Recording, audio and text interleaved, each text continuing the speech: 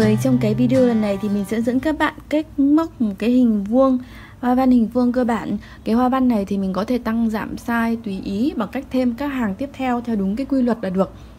Và cái mẫu ngày hôm nay thì sẽ là, trước tiên thì sẽ là cái hoa văn kín nhá. Và mình sẽ chỉ sử dụng mũi kép và mũi bính thôi, mũi bính, mũi trượt thôi cho cái họa tiết này.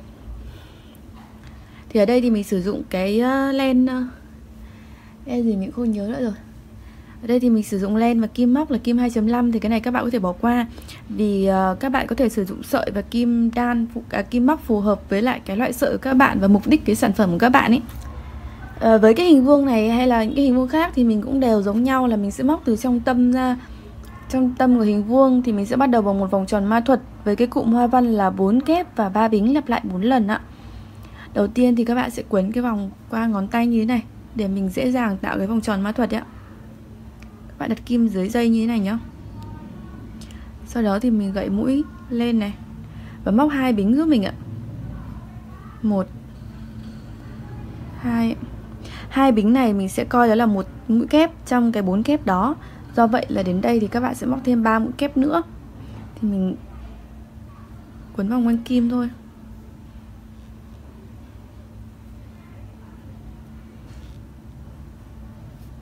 Như này là mình được một mũi kép này.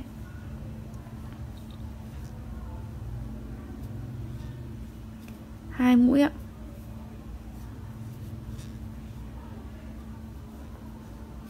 Ba mũi. Tính với thêm cái mũi đầu tiên 2 bính này là được 4 mũi. Sau đó thì đi 3 bính ạ. 1 2 3. Tiếp tục là 4 kép ạ.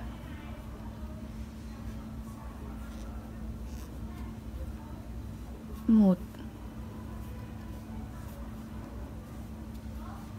2 3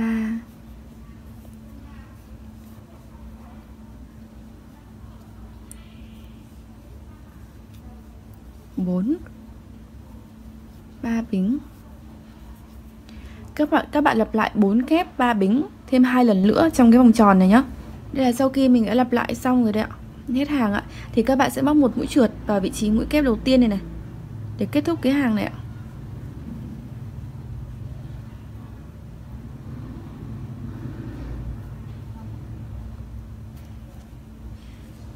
Mình kéo cái dây ở giữa này nhá để nó siết cái phần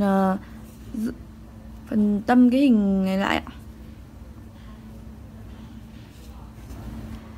Sang hàng thứ hai, từ cái hàng này trở đi thì hoa văn của mình sẽ giống nhau, là cứ tương ứng với một mũi kép ở trên cái cạnh hình vuông ấy thì mình sẽ móc một mũi kép, và tại cái khoảng trống 3 bính ở mỗi góc này thì các bạn sẽ móc một cụm là 2 kép, 3 bính và 2 kép. Chỉ đơn giản như vậy thôi ạ. Thì mình sẽ tăng kích thước của cái hình vuông ra to dần đấy ạ.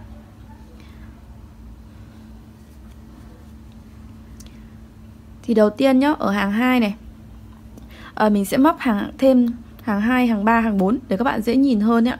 Còn sau đó thì là tùy theo kích thước của các bạn mà các bạn có thể móc đến hàng bao nhiêu đó nhá. Mình sẽ đi 2 bính đi lên này. 2 bính đi lên, 2 bính này mình cũng coi là một kép. Sau đó thì các bạn cũng móc tương ứng một mũi kép với một mũi kép vào 3 chân tiếp theo. 1, 2 và 3 nhá.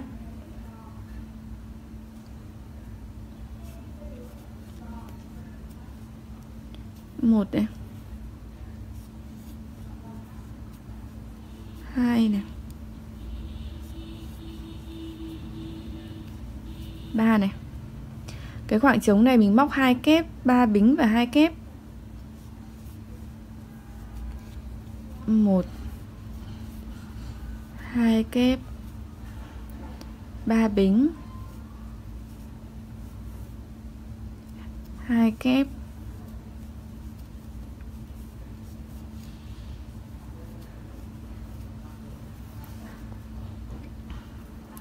Tiếp tục cứ một kép tương ứng với một kép.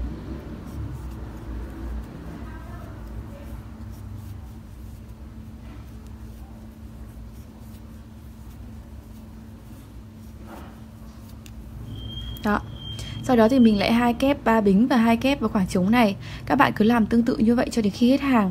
Đến hết hàng thì tại cái khoảng trống 3 kép, 3 bính này ấy, thì mình cũng sẽ móc là 2 kép, 3 bính và 2 kép, sau đó thì nối vào vị trí mũi trượt, và nối một mũi trượt vào cái vị trí mũi kép bắt đầu này để kết thúc cái hàng này ạ.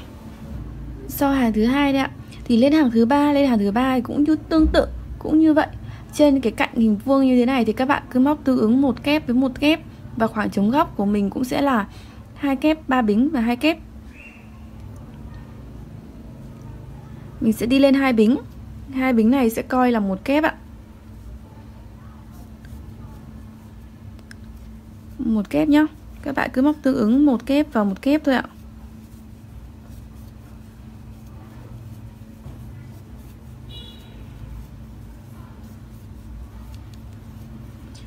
Sau đó đến cái khoảng trống góc thì mình sẽ móc là 2 kép, 3 bính và 2 kép.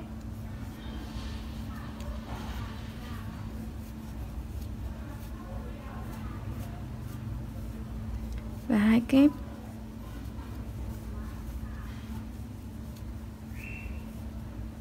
Sau đó thì móc tương ứng một kép với một kép cho đến hết hàng này ạ.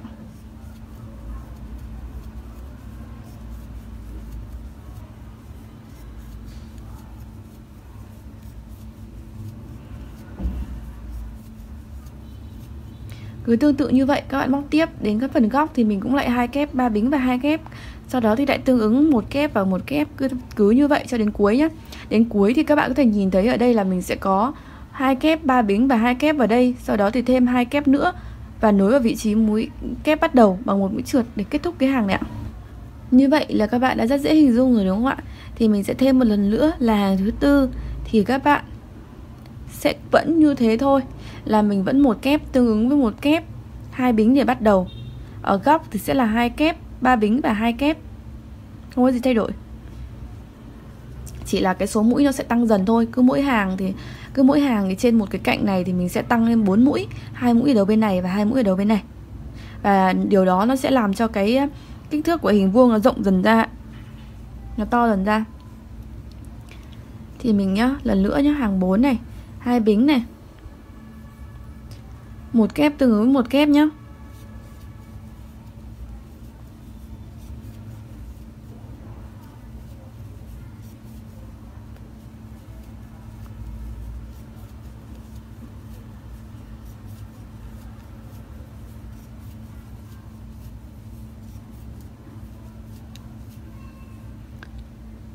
Góc sẽ vẫn là 2 kép, 3 bính và 2 kép.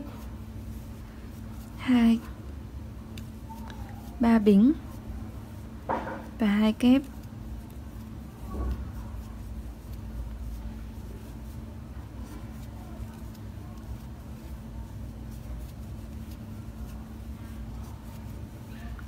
Đấy ạ, trên cạnh thì mình lại móc một kép tương ứng với một kép ạ.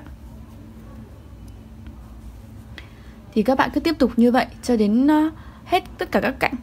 Đến cuối cùng thì sau cái số mũi kép ở rìa bên này thì mình cũng sẽ nối ở vị trí mũi kép bắt đầu ở một mũi trượt để kết thúc ạ.